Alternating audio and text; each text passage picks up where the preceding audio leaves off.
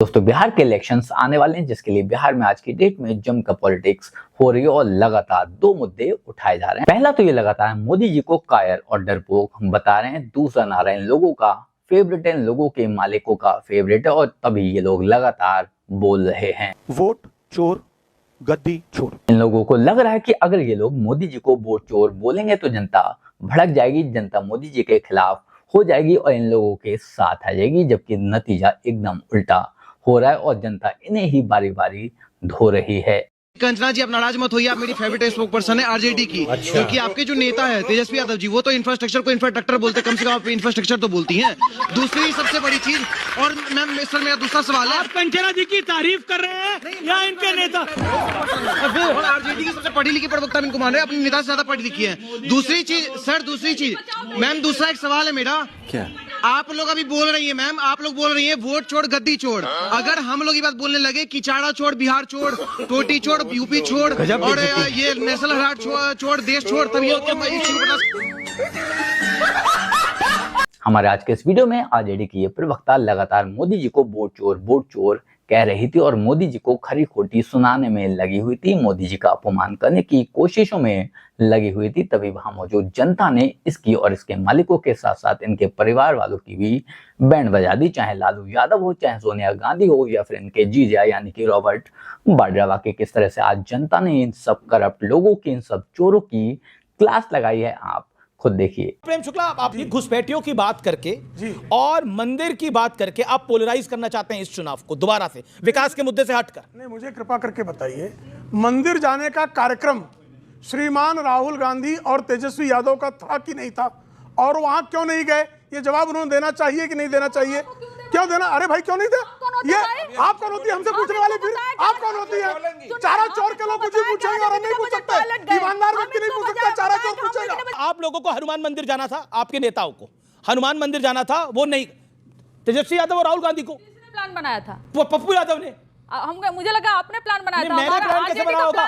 पप्पू यादव इंतजार करते रहे, वो पहुंचे नहीं, इनके टोपी के आप पीछे बढ़ गए। आपको टोपी का वोट चाहिए, तिलक का वोट नहीं चाहिए, बीजेपी ये कह रही है। बताइए क्या करेंगे? सुन लीजिए, पहली बात कि आरजेडी का हर रोज तेजस्वी जी का, राहुल गांधी जी का एक प्लान बना होता है कि यहाँ से निकलेंगे, यहाँ जाएंगे, और कोई आदमी अलग से प्लान बना के बैठा, कोई आदमी पप्पू यादव। अरे भाई सुन लीजिए। दूसरी बात कि टोपी कहीं एक सुन लीजिए, एक समय था कि प्रधानमंत्री नरेंद्र मोदी जी का हाथ भी नहीं पकड़ते थे नीतीश कुमार जी कि गोधरा कांड में मुसलमानों के साथ इन्होंने ऐसा किया है, लेकिन आज वही अब काम कर रहे हैं जो प्रधानमंत्री नरेंद्र मोदी जी करते हैं। टोपी नहीं पहनने का काम, टोपी से पहचान लेते हैं, दाढ़ी से पहचान लेते हैं, कपड़े से पहचान लेते हैं। इसमें दो चीजें, या तो नीतीश कुमार जी अपने होश में नहीं है, अचेत अवस्था में, उनको समझ नहीं आ रहा है कि क्या कर रहे हैं, या तो होश में है अगर तो वो मोदी जी की लाइन ले रहे हैं। बोला तो मेरे पास एक अपडेट है, उस पे वो प्री प्लान था, शेड्यूल था, लेकिन उसके बावजूद नहीं गए। अरे किसी का प्री प्लान रहा होगा, हमारा तो प्लान नहीं था। वो कहाँ जबरदस्ती हमारे प्लान में? तो क्यों कह रही है जेडीयू और बीजेपी, एनडीए क्यों कह रहा है कि जान के नहीं गए, वोट बैंक के चक्कर में नहीं गए? ओके, देखिए, और नीतीश जी के लिए जो शब्द यूज करे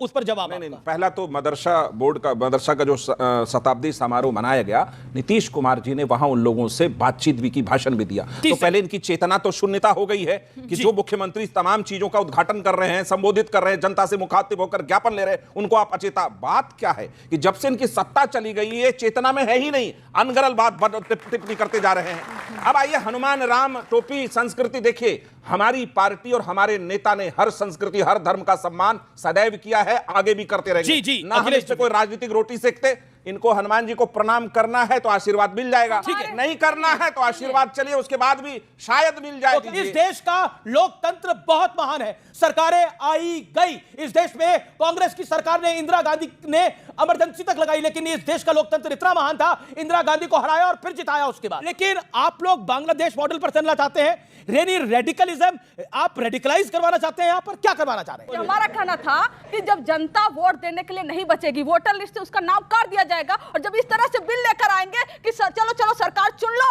लेकिन हम तो तुम्हें 1 महीने के लिए मुख्यमंत्री तुम जेल में डाल देंगे, फिर तुम्हारी सत्ता छीन लेंगे, किसी भी तरीके से वोट चोरी से लेके इलेक्शन कमीशन से लेके आपको जेल में डालने की जब पूरी तरह से कोशिश हो रही है, तो ये डिक्टेटरशिप तभी ना शेख हसीना जी यहाँ भाग के आई थी और मोदी जी ने शरण दिया था। क्यों दिए? आपने जेल वाली बात कही, मैं एक छोटा सा प्रश्न पूछ रहा हूं, जब लालू जी जेल गए थे और जब लालू जी सजा याफ्ता हुए थे, केंद्र में सरकार किसकी थी? बीजेपी की थी या कांग्रेस की थी? सबसे पहले एक बताइए ना, फिर सच वही बात, फिर लालू फिर क्या बात? सरकार ने जजमेंट दिया था क्या? बात सुनेंगे, कोर्ट ने दिया था? बात सुनेंगे मेरी। सरकार किसकी थी? फिर वही बात सुनेंगे। यही प्रॉब्लम है, सवाल नहीं सुनोगे, बोलोगे जवाब ही नहीं इनके पास। सवाल तो मैं पूछूंगा, जवाब सुन लीजिए, जवाब आपको देना है। जवाब सुन लीजिए तब बोलिए, इनके पास जवाब नहीं है। अटल बिहारी वाजपेयी जी की जब पहली बार सरकार आई थी तो फर्स्ट टाइम अटल बिहारी वाजपेयी जी के सरकार में लालू जी के ऊपर केस हुआ था और वो केस फिर आगे आगे बढ़ता चला गया। फैक्चुअल गलत जा रहा है, फैक्ट गलत जा रहा इत्मीनान है। से, ओके। हमारी पार्टी के नेता माननीय ललन सिंह जी और अभी इनकी पार्टी के राष्ट्रीय उपाध्यक्ष शिवानंद तिवारी जी दोनों ने मिल ये रुक जाइए ना, लालू जी को फंसा हाई कोर्ट में, पटना हाई कोर्ट में पिटीशन डाला चारा घोटाले पर। पटना हाई कोर्ट ने सीबीआई जांच का आदेश दिया और जब लालू जी पहली बार जेल गए थे, कौन थी सरकार में, इनको नहीं पता होगा, इन्हीं के थे आदरणीय इंद्र कुमार गुजराल जी, भारत के प्रधानमंत्री थे, जनता दल से थे, मुंह है नहीं बोलने का। ठीक है, अब ऑडियंस से कुछ सवाल है, किस किस का सवाल है? कंचना जी, आप नाराज मत होइए, आप मेरी फेवरेट स्पोक पर्सन है आरजेडी की, क्योंकि आपके जो नेता है तेजस्वी यादव जी, वो तो इंफ्रास्ट्रक्चर को इंफ्रास्ट्रक्चर बोलते, कम से कम आप इंफ्रास्ट्रक्चर तो बोलती हैं। दूसरी सबसे बड़ी चीज, और मैम सर मेरा दूसरा सवाल है, आप कंचना जी की तारीफ कर रहे हैं या इनके नेता? फिर और आरजेडी की सबसे पढ़ी लिखी प्रवक्ता इनको मान रहे हैं, अपने नेता से ज्यादा पढ़ी लिखी है। दूसरी चीज सर, दूसरी चीज मैम, दूसरा एक सवाल है मेरा, आप लोग अभी बोल रही हैं मैम, आप लोग बोल रही हैं वोट छोड़ गद्दी छोड़। अगर हम लोग ये बात बोलने लगे कि चाड़ा छोड़, बिहार छोड़, टोटी छोड़, यूपी छोड़ और ये नेशनल हेराल्ड छोड़, देश छोड़, तब ये इस चीज को बर्दाश्त करेंगे? ओके, ठीक है। ऑपोजिशन से सवाल है, हमको लगता है कि इनका सवाल जो है वो टारगेट करके आया हुआ। क्या बात कर रहे हैं? वोट चोरी की बात हो रही है तो सबसे पहला मेरा सवाल आरजेडी प्रवक्ता से है कि अभी तो वोट चोरी की बात हो रही है। मेरा घर फुलवरिया जो कि लालू यादव का गांव है उसके बगल में ही है, वहां कहा जाता है कि इस समय तो वोट चोरी की बात हो रही है, लेकिन लालू यादव के राज में बूथ चोरी की बात होती थी। बूथ को ही छाप दिया जाता था बाहुबली के बाहुबलियों द्वारा, और जहां पे उनके हिसाब से वोटिंग नहीं पड़ती थी वहां पे उसके बैलेट बूथ चोरी होता था क्या? हाँ, और इंक डाल दिया जाता था बैलेट बॉक्स में जहां पे उनके मुताबिक वोट नहीं होती थी, और इंक से पूरा बैलेट बॉक्स खराब हो जाता था। और दूसरी बात, उन्होंने रोजगार की बात की। गोपालगंज, सिवान, छपरा जो कि गृह जिला कहा जाता है लालू जी का, सबसे ज्यादा लोग चीनी मिल बंद होने की वजह से बेरोजगार वहीं पे हुए थे। ओके, ठीक है, ओके। कंचना जी 30 सेकंड में जवाब, छोटा जवाब। जब लालू जी पावर में आए थे ना, उस समय इस देश के ओबीसी, एससी, एसटी को वोट देने नहीं दिया जाता था। पहली बार वो लोग निकले और वोट देने जब निकले तो उनको डरा के घर में बैठा दिया जाता था, और जहां वो वोट देते थे तहां पर जो गुंडे, सामंती और मनुवादी लोग थे, ये मनुवादी है, क्योंकि इनके बाप दादा जो रहे होंगे वो सामंती रहे होंगे, जिनकी वजह से ओबीसी, एससी, एसटी जो बैकवर्ड थे ना, वो वोट नहीं दे पा रहे होंगे। तेजस्वी, राबड़ी देवी जी, मीसा भारती जी, साधु जी, सुभाष यादव जी, पूरा परिवार को झोंक दिया राजनीति में। इसको समझ अंसार रजा, आप तो टोपी डाल कर आए, लेकिन आपके बगल में जो पार्टी खड़ी है उनके नेता ने आज टोपी नहीं डाली, क्या करिएगा? ये टोपी का खेल बड़ा निराला है। कभी नेता जनता को टोपी डालते हैं तो जनता तो ले लेती है, लेकिन जब नेता को टोपी डालते हैं तो वो नहीं लेती है, क्या करें? बार बार आपने टोपी का जिक्र किया। देखिए, टोपी का इतिहास, ये टोपी जो है ना, ये हमारे मजहबी शिआर है, इसका एहतराम होना चाहिए। जो लोग नहीं करते हैं उनको हम बताएंगे कि टोपी का एहतराम कैसे किया जाता है। कल जो एपिसोड हुआ है, देखिए एपिसोड दोहराया गया है, इससे पहले गुजरात में भी हुआ था और उसी को दोहराया गया है कल बिहार में। ठीक है, पहली बात तो अगर नीतीश कुमार जी के अंदर थोड़ी सी भी नैतिकता थी, वो ना पहनते, अगर उन्हें एतराज था टोपी पहनने से तो वो ले लेते, वो लेकर के अपने किसी आदमी को, जिस तरह से गुलदस्ता लेकर के या बुके लेकर के या गिफ्ट लेकर के दे देते हैं, टोपी उसको दे देते।